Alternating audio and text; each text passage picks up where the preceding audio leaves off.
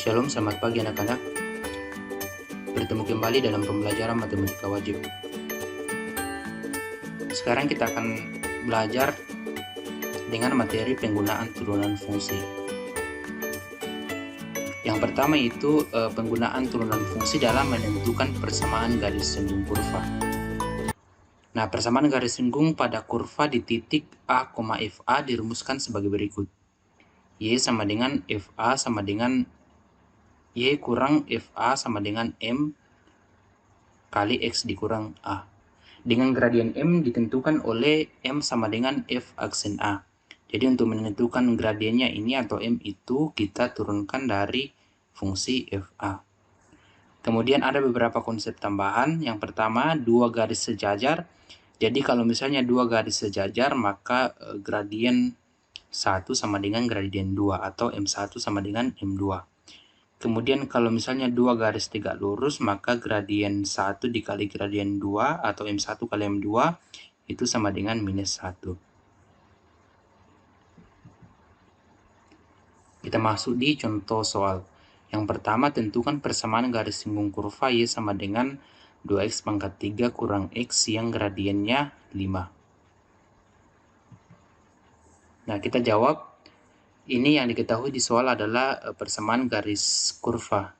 Persamaan kurva Y sama dengan 2x pangkat 3 kurang X. Kemudian gradiennya atau M itu diketahui di soal sama dengan 5. Sekarang kita akan menentukan titik singgung dengan menggunakan rumus yang tadi. Jadi gradien tadi itu adalah turunan dari ini persamaan kurva.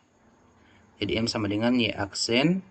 Diketahui di soal M sama dengan 5. Nah, ini kita turunkan, jadi ini Y-nya persamaan kurva ini kita turunkan. Hasilnya 6x pangkat 2 dikurang X.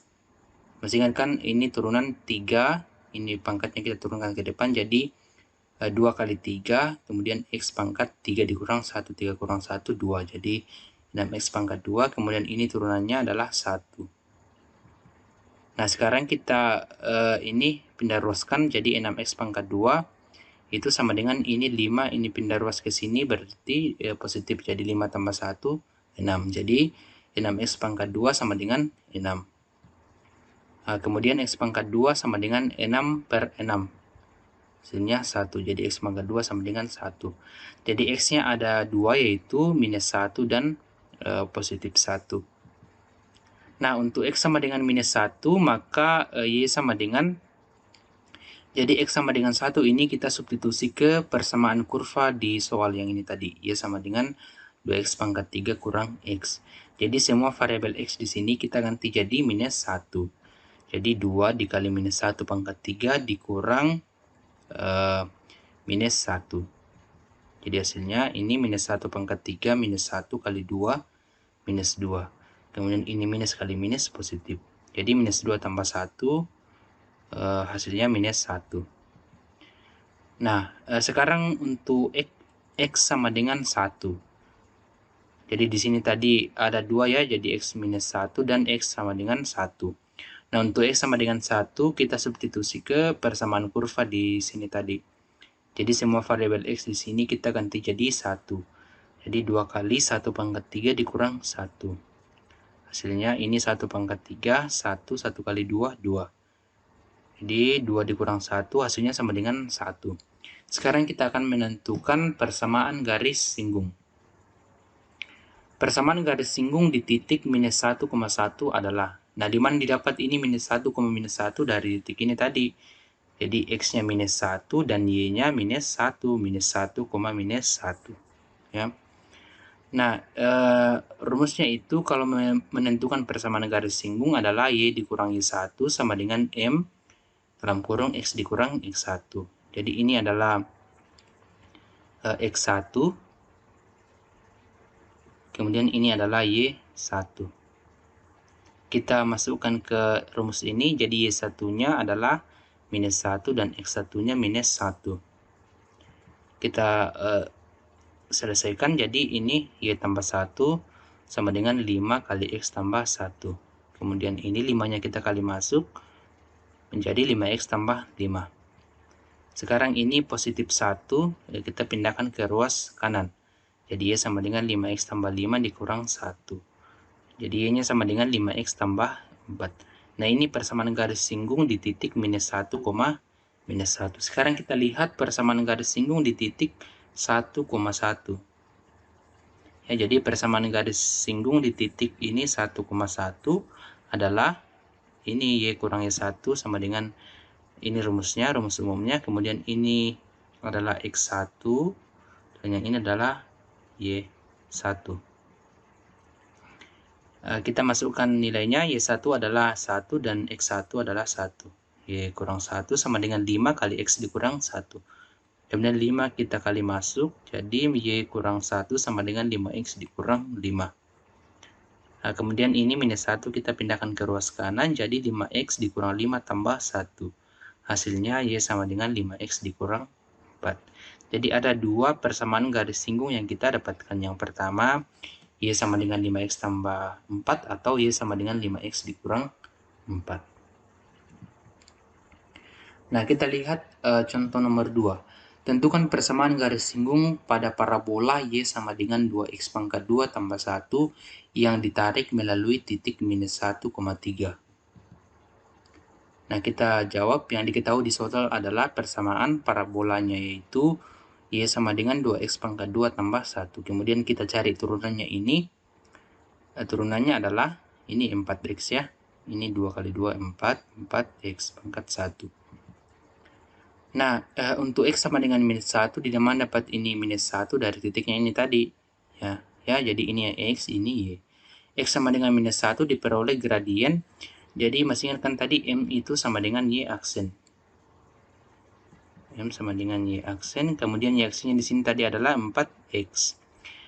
X-nya kita ganti jadi minus 1. Jadi 4 dikali minus 1. Hasilnya minus 4. Nah, jadi persamaan garis singgung yang melalui titik minus 1,3 dengan gradien. Jadi di sini gradiennya yang kita sudah dapat adalah minus 4 adalah kita masukkan ke rumus umum untuk mencari persamaan garis singgung. Y dikurang Y1 sama dengan M dikali X dikurang X1. Jadi ini X1, ini Y1. Kita masukkan Y kurang 3 sama dengan ini M-nya kita masukkan, yaitu minus 4. Minus 4. Kemudian X1-nya minus 1. Sehingga kita dapatkan Y kurang 3 sama dengan minus 4 kali X tambah 1. Kemudian minus 4-nya kita kali masuk, jadi minus 4X dikurang 4. Nah, di sini minus 3-nya kita pindahkan ke ruas kanan, jadi positif 3. Jadi minus 4X dikurang 4 tambah 3. Hasilnya Y sama dengan minus 4X dikurang 1. Jadi persamaan garis singgungnya adalah Y sama dengan minus 4X dikurang 1. Nah, kita lihat contoh nomor 3.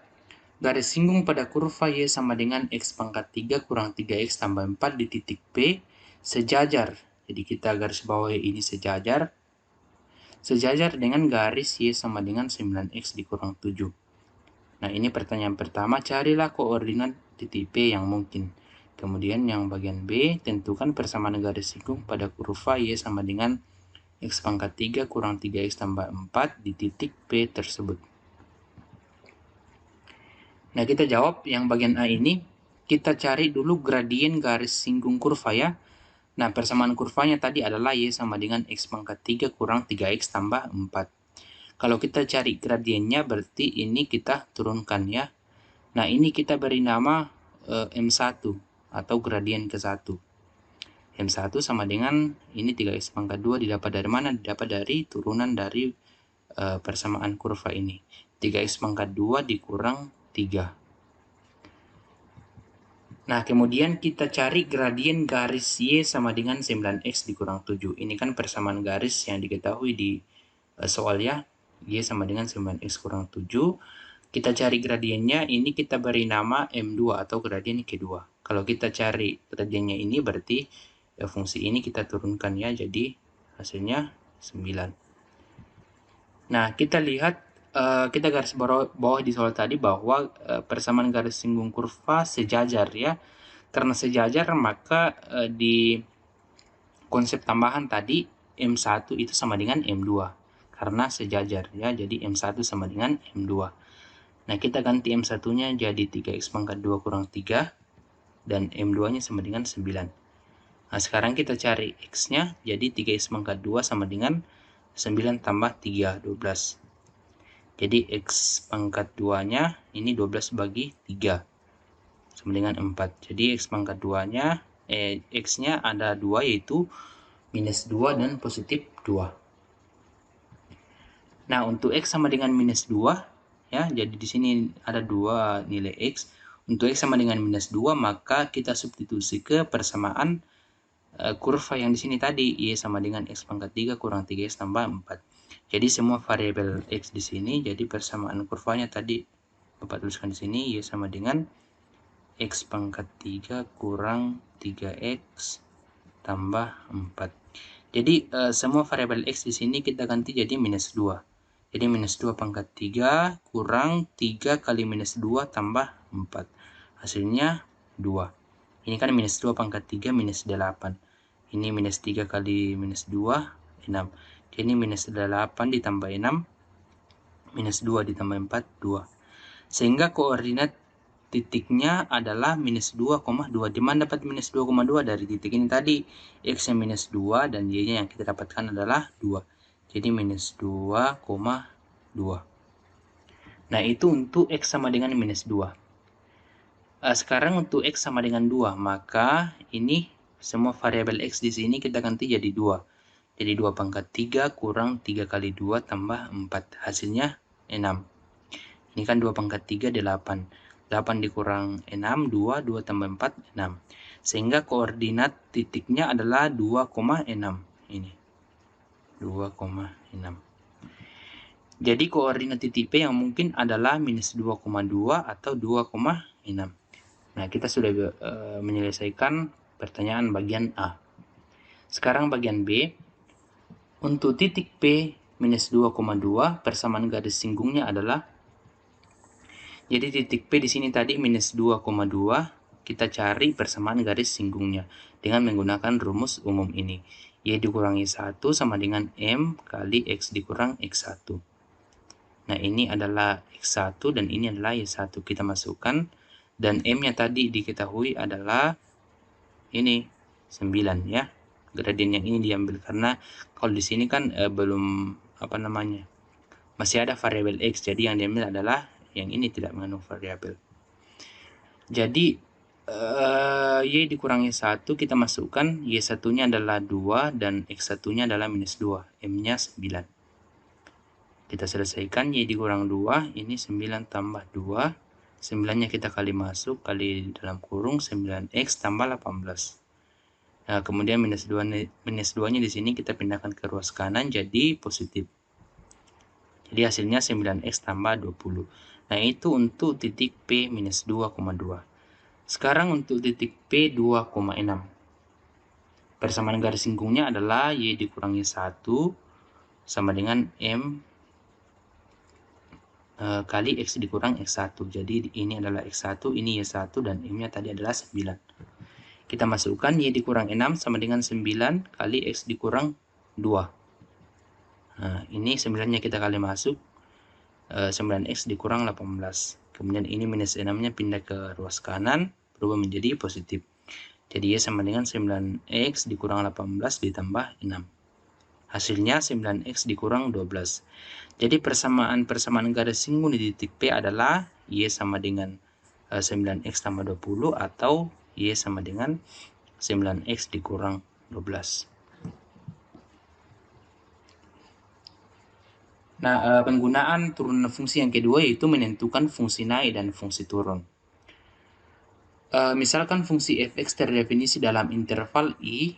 Nah, yang pertama itu fungsi fx dikatakan fungsi naik dalam interval I jika untuk setiap bilangan x1 dan x2 dalam I dan x1 lebih kecil dari x2, maka berlaku hubungan fx1 lebih kecil dari fx2.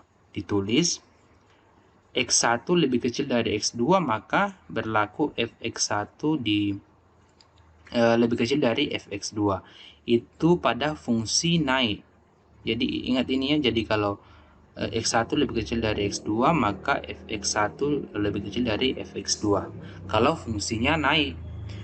Kalau misalnya fungsinya turun, maka beda lagi ya. Jadi fungsi fx dikatakan fungsi turun dalam interval I jika untuk setiap bilangan X1 dan X2 dalam I dan X1 lebih kecil dari X2, maka berlaku hubungan Fx1 lebih besar dari Fx2. Ditulis X1 lebih kecil dari X2, maka Fx1 lebih besar dari Fx2. Nah, bedanya di sini kalau misalnya fungsinya naik, ini X1 lebih kecil dari X2, maka Fx1 lebih kecil dari Fx2. Kalau fungsinya turun, maka Fx1-nya lebih besar dari Fx2. Itu bedanya ya. Jadi di sini hanya bedanya di sini. Nah, untuk lebih jelasnya kita lihat di contoh. Yang pertama itu, tunjukkan bahwa fungsi Y sama dengan 2X kurang 3 merupakan fungsi naik untuk semua X elemen bilangan real. Nah, kita jawab, ambil sembarang bilangan real A dan B. Ya, jadi kita ambil sembarang bilangan real A dan B dengan A lebih kecil dari B. Atau A kurang B lebih kecil dari 0.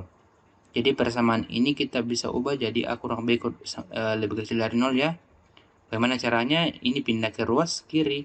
Jadi di sini positif, pindah ke sini berubah menjadi minus. Jadi A dikurang B, di sini tinggal 0. Jadi A kurang B lebih kecil dari 0. Maka akan ditunjukkan bahwa FA lebih kecil dari FB. Karena ini yang akan kita tunjukkan adalah fungsi naik, maka yang harus kita tunjukkan adalah FA lebih kecil dari FB.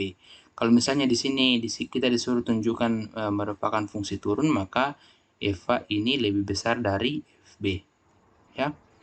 Nah, kita fokus lagi, FA lebih kecil dari FB. Ini bisa kita tulis. Jadi FB-nya di sini kita pindahkan ke ruas kiri. Berubah menjadi minus. Jadi FA dikurang FB lebih kecil dari 0. Nah, kita cari FA. Nah, ini sama dengan Fx ya. Jadi Y itu sama dengan Fx. Sama dengan 2X dikurang 3. Kalau misalnya di sini X-nya kita ganti A, jadi variabel X di sini juga kita ganti jadi A. Jadi 2A dikurang 3. Kalau kita ganti B, berarti 2B dikurang 3. Jadi FB 2B dikurang 3.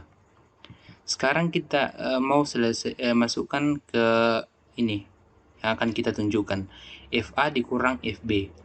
Nah, FA dikurang FB itu sama dengan ini FA-nya tadi 2A kurang 3 dan FB-nya 2B dikurang 3. Jadi 2A dikurang 3 kurang 2B dikurang 3. Kita buka kurungnya, 2A dikurang 3, kemudian ini minus 2B, ini minus kali minus positif. Nah, ini minus 3 tambah 3, habisnya 0. Jadi tinggal 2A dikurang 2B. 2-nya kita keluarkan, jadi 2 dalam kurung A dikurang B. Nah, karena A dikurang B ini tadi, A kurang B lebih kecil dari 0, maka otomatis 2A dikurang B itu lebih kecil juga sama dengan 0. Ya. Contohnya seperti ini. Minus 4 itu lebih kecil dari 0, betul kan? Nah, kalau misalnya 2 dikali minus 4, apakah lebih kecil juga dari 0? Otomatis kan? Sama seperti ini. Jadi kalau kita bawa dalam pemikiran seperti ini ya, minus 4 lebih kecil dari 0, maka kalau dikali 2 di ini, maka otomatis lebih kecil juga dari 0. Nah, ini kalau kita selesaikan, ini kan minus 8, itu juga lebih kecil dari 0. Ya, kita kembali ke sini, karena A dikurang B lebih kecil dari 0, maka 2A dikurang B juga lebih kecil dari 0. Sehingga FA dikurang FB ini tadi, hasilnya 2 dalam kurung A dikurang B, ini juga lebih kecil dari 0. Ya, mengapa? Karena ini kan sama. Jadi ini kalau kita ganti FA dikurang FB itu juga lebih kecil dari 0. Persamaannya begini, 2A dikurang B itu lebih kecil dari 0. Kemudian ini 2A dikurang B ini tadi adalah FA dikurang FB. Jadi kalau Bapak ganti ini, FA dikurang FB itu otomatis juga lebih kecil dari 0. Seperti itu ya. Nah, jadi FA itu lebih kecil dari FA kurang FB lebih kecil dari 0. Kemudian ini FB-nya kita pindahkan ke ruas ini. Di sini negatif, pindah ke sini berubah menjadi positif. Jadi FA lebih kecil dari FB. Sehingga terbukti atau sudah kita tunjukkan bahwa FA itu ternyata benar bahwa FA lebih kecil dari FB. Nah, jadi dengan terbuktinya ini FA lebih kecil dari FB, maka terbukti bahwa fungsi Y sama dengan 2x kurang 3 merupakan fungsi naik untuk semua X elemen bilangan real. Tapi kalau misalnya kedapatan di sini bahwa FA itu lebih besar dari FB, maka tidak terbukti ya bahwa itu fungsi naik, tapi fungsi turun. Seandainya di sini tandanya lebih besar. Nah, karena kita dapatkan lebih kecil, maka sudah terbukti bahwa fungsinya naik.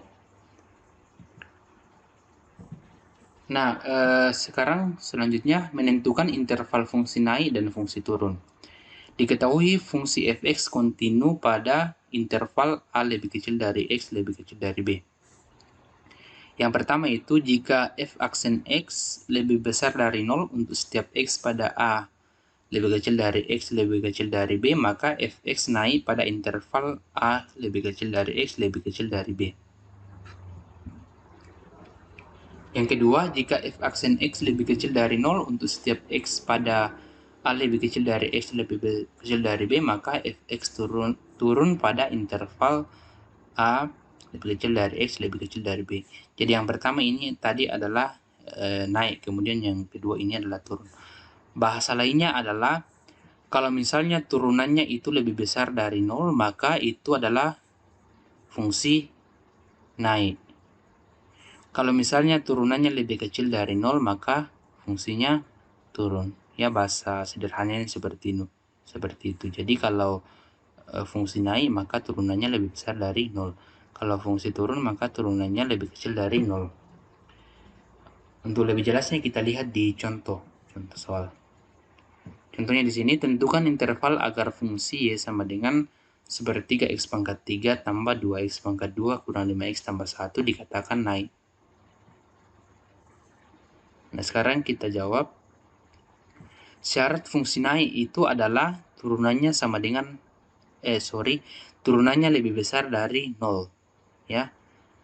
Nah, ini kalau kita cari turunannya berarti X pangkat 2 ditambah 4X dikurang 5. Ini kan pangkatnya kalau kita turunkan sepertiga dikali 3, hasilnya 1. Kemudian 3 dikurang 1 berarti X pangkat 2. X pangkat 2 ditambah, ini 2 kali 2, 4. 4X pangkat 1 dikurang 5. Seperti itu kan cari turunan. Jadi turunannya X pangkat 2 ditambah 4X dikurang 5 lebih besar dari 0. Kemudian ini kita faktorkan, jadi X pangkat 2 tambah 4X dikurang 5, kalau difaktorkan hasilnya X tambah 5 kali X kurang 1 lebih besar dari 0. Sehingga ada dua kemungkinan, yaitu X tambah 5 sama dengan 0 atau X kurang 1 sama dengan 0. Jadi ada dua kemungkinan di sini, apakah ini 0 atau ini 0, ya. Sehingga ini X sama dengan ini, X tambah 5 sama dengan 0 ini positif 5-nya kita pindahkan ke ruas kanan, jadi X sama dengan minus 5, dan ini positif 1-nya kita pindahkan ke ruas kanan, jadi X sama dengan 1. Jadi ada dua kemungkinan, X sama dengan minus 5 atau X sama dengan 1. Nah, kalau kita cari intervalnya ini, maka kita harus gambar di garis bilangan seperti ini. Jadi di sini titiknya adalah minus 5, kemudian di sini 1. Nah, karena di sini tidak mengandung tanda sama dengan, ya, jadi di sini titiknya ini tidak penuh, ya. Ini. Tapi kalau misalnya di sini menggunakan tanda sama dengan, maka di sini garisnya full, ya. Jadi hitam semua. Itu bedanya. Sekarang kita lihat. Nah, ketentuan dalam ini menentukan interval itu tandanya itu plus minus plus, ya. Jadi di sini tandanya positif, bagian daerah di sini positif, kemudian di sini negatif, kemudian di sini daerah positif. Ketentuan dalam garis bilangan seperti itu. Nah, kita perhatikan karena di sini tandanya adalah lebih besar ini, maka daerah yang diambil adalah daerah yang bertanda positif. Jadi daerah ini yang termasuk himpunan penyelesaiannya atau interval. Sehingga kalau kita tuliskan, jadi fungsi naik pada interval ini kalau kita bawa dalam bahasa matematika, X lebih kecil karena kalau misalnya ini semakin ke kiri maka itu lebih kecil, jadi X lebih kecil dari -5, atau ini tanda arah panahnya ke kanan berarti lebih besar. Jadi X lebih kecil dari -5 atau X lebih besar dari 1. Ya, jadi itu kesimpulannya, fungsi naik pada interval X lebih kecil dari -5 atau X lebih besar dari 1. Ya, jadi sekian dulu pembelajaran kita pada saat ini. Kalau ada materi yang kurang dipahami, boleh ditanyakan di grup WA masing-masing. Oke, sampai jumpa di pembelajaran selanjutnya. Tuhan Yesus memberkati.